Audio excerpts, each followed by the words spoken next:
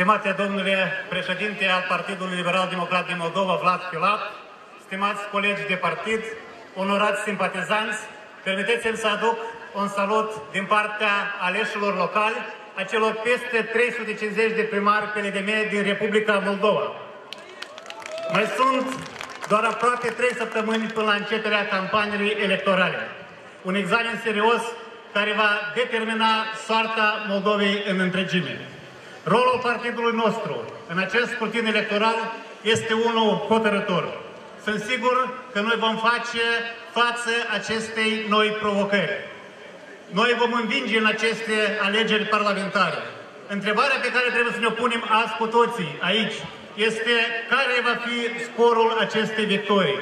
Iar acest scor trebuie să fie unul determinant, unul care să ne permită să avem capacitatea de luare decizii și de acum înainte pentru a realiza lucruri frumoase aici în Republica Moldova.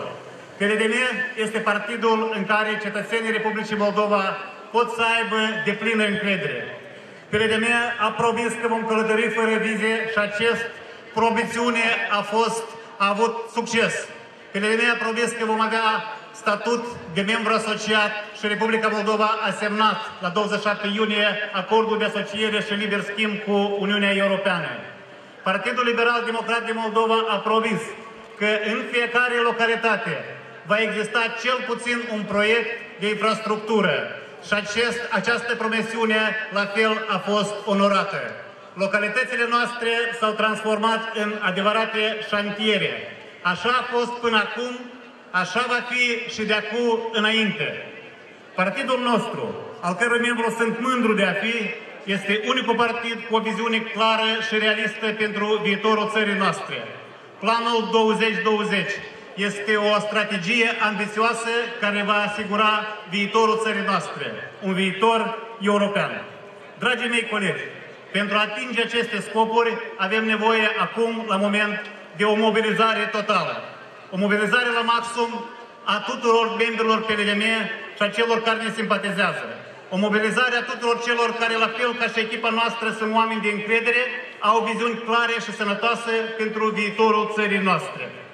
Stimați colegi, onorată asistență, cu toții ne dorim ca Republica Moldova să se miște doar înainte. Ca primar, dar și ca cetățean, ca membru de partid, voi depune toate eforturile ca împreună cu echipa să realizăm progrese în localitățile noastre și întregime în Republica Moldova. Noi vom realiza acel vis frumos ca țara noastră să fie membră cu drepturi depline ale Uniunii Europene. Și acest vis se va realiza, deoarece Partidul Liberal Democrat din Moldova este o forță. Noi avem cel mai puternic, cel mai influent, cel mai carismatic lider, Vlad Filat. Avem un prim-ministru profesionist consacrat, Iurie Leancă.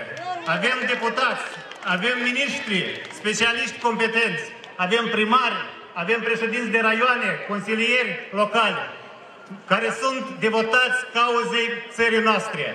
Noi vom aduce Republica Moldova în locul unde merită să fie. Pentru că fiecare în parte și toți împreună suntem o forță de neînvins.